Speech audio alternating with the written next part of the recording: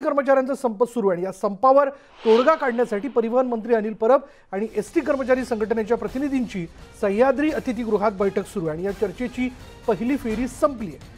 पहिल्या फेरीत झालेल्या प्रस्तावावर आता एसटी कर्मचारी संघटनेचं शिष्टमंडळ प्रतिनिधी स्वतंत्रपणे चर्चा करतात आणि त्यांची चर्चा संपल्यानंतर पुन्हा दुसऱ्या फेरीत चर्चा सुरू होईल। चर्चा सकारात्मक असल्याची सूत्रांची माहिती आहे।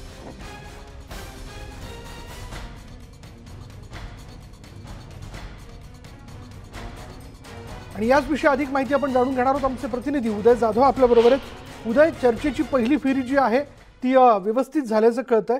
पहिल्या फेरीत नेमके कोणते मुद्दे शिष्टमंडळासमोर म्हणजे प्रतिनिधी शिष्टमंडळासमोर मांडण्यात आले आणि आता दुसरी फेरी केव्हा सुरू होईल? चर्चेची पहिली फेरी पार पाडलेली आहे आणि आता दुसरी फेरीतली चर्चा जी आहे ती सुरू झालेली आहे।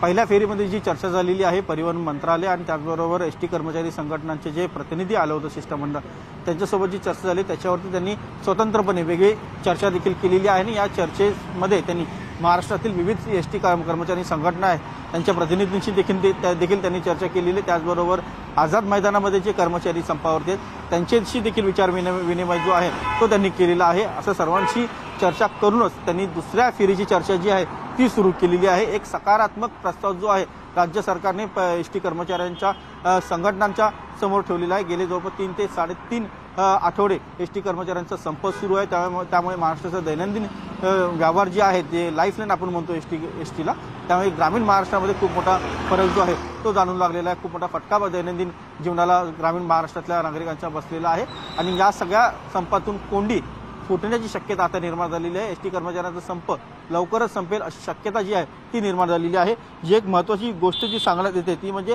एसटी कर्मचारी जी काही मोठ्या संख्येने जवळपास 94,000 असे एसटी कर्मचाऱ्यांची संख्या आहे। त्याच्यामध्ये काही कमी संख्या जी आहे ती अधिकाऱ्यांची आहे। त्यांचे पगार जे आहेत ते भरमसाठ आहेत। मात्र जे कनिष्ठ वर्गातील एसटी कर्मचारी आहेत त्यांचे पगार मात्र तुटपुंजे आहेत। या तुटपुंजे असलेल्या कर्मचाऱ्यांना जे गेले 10 वर्षांमध्ये या एसटी संघटनेमध्ये समावेश ज्यांचा झालेला आहे अशा कर्मचाऱ्यांचे पगार जे ते वाढवण्यात येणार आहे। त्यांना चांगली भरमसाठ पगारवाढ जी आहे ती देण्यात येणार आहे, जेणेकरून एसटीचे कनिष्ठ कर्मचारी आणि वरिष्ठ अधिकारी यांच्यामधली जी वेतनाची दरी जी मोठी आहे ती मिटवण्यात होईल आणि त्यामुळे सर्वसामान्य जो एसटी कर्मचारी आहे त्यांचे बेसिक जो पगार जो तो वाढवण्यात येईल। गेल्या 10 ते 12 वर्षामध्ये नव्याने लागलेले जे कर्मचारी आहेत त्यांचं वेतन अत्यंत कमी आहे। अशा कर्मचाऱ्यांचं प्रामुख्याने वेतनवाढ जी ती करण्यात येणार आहे।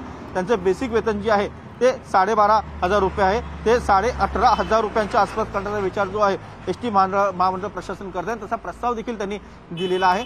तो जर पारित झाला तर निश्चितच सर्वसामान्य एसटी कर्मचाऱ्यांच्या पगारामध्ये मोठ्या प्रमाणात वाढ होणार आहे। एक दरी जी आहे वेतनाची वरिष्ठ आणि कनिष्ठ अधिकाऱ्यांमधली ती मिटण्यात येणार आहे। त्याचबरोबर विलीनीकरण जो प्रमुख प्रश्न आहे एसटी कर्मचाऱ्यांचा जो मुख्य मागणी जी आहे ती म्हणजे एसटी कर्मचाऱ्यांना राज्य सरकारच्या सेवेत दाखल करून घेण्यात यावं, त्यांचं विलीनीकरण करावं, जेणेकरून एसटी कर्मचाऱ्यांना देखील राज्य सरकारच्या सेवेच्या कर्मचाऱ्यांप्रमाणे अधिक फायदे जे आहेत ते मिळू शकतात, अधिक सोयीसुविधा मिळू शकतील। त्या दृष्टिकोनातून प्रयत्न करणं सुरू आहे। मात्र विलीनीकरण जे आहे ते 1-2 दिवसांमध्ये होत नाही, त्यासाठी खूप मोठी कायदेशीर प्रक्रिया जी आहे ती पार पाडावी लागते आणि त्या दृष्टिकोनातून प्रयत्न गेले पाहिजेत आणि ते प्रयत्न विश्वासक देखील असणं अत्यंत महत्त्वाचं आहे। असा एक विश्वासजनक प्रस्ताव जो आहे तो एसटी कर्मचारी संघटनांच्या समोर ठेवलेला आहे। त्यामुळे एसटी कर्मचारी संघटनांनी देखील एक सकारात्मक पाऊल जे आहे ते पुढे टाकलेलं आहे।